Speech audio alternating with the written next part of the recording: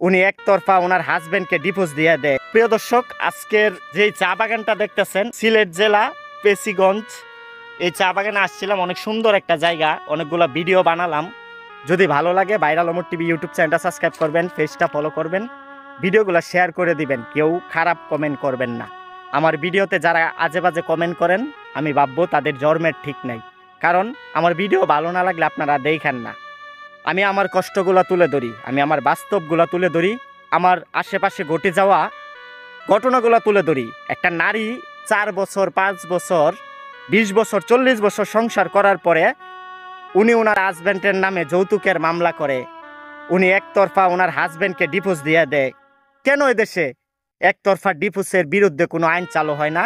কেন আমরা পুরুষ হয়ে নারীর কাছ থেকে নির্যাতিত হইতেছি? পুরুষ হয়ে নারীকে বেশি ভালোবাসার পরেও তাদের কাছ থেকে প্রতারিত হইতেছি? এগুলা বললেই কি আমি আমার অতীত নিয়ে টানাটানি করি?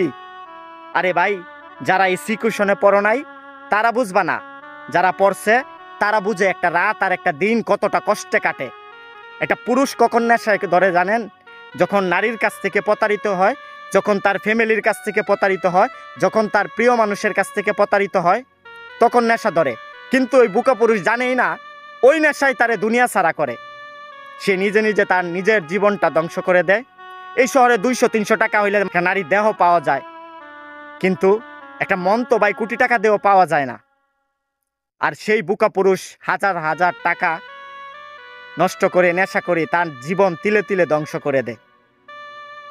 যেসব নারীরা পুরুষদেরকে ঠকাইতেছেন, দুনিয়াতে বিচার না হোক মন ভাঙার, উপরওয়ালা ঠিকই মৃত্যুর পরে এটার বিচার করবে। তো যদি পারেন আমার ভিডিও দেখেন না, আমার ভিডিওতে কেউ আজে বাজে কমেন্ট করেন না।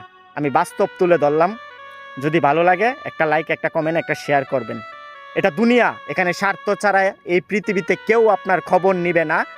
আর আপনি যাদেরকে আপনার প্রিয়জন ভাবেন তারা আপনাকে মনেও করে না, যখন প্রয়োজন তখন ঠিকই মনে করে। এটাই দুনিয়া। যেই মানুষগুলা কোরআন শরীফে শপথ করে, আল্লাহ তাআলা 30 পারা পবিত্র কোরআন শরীফে শপথ করে বলছিল যে কখনো ছেড়ে যাবে না, কখনো ঠকাবে না, কখনো এই দেহ অন্যকে বুক করতে দিবে না, সেই মানুষগুলা বেঈমানি করে। তো হয়তোবা দুনিয়াতে বিচার পাবো না, কিন্তু কিয়ামতের ময়দানে ঠিকই উপরওয়ালা বিচার করবে।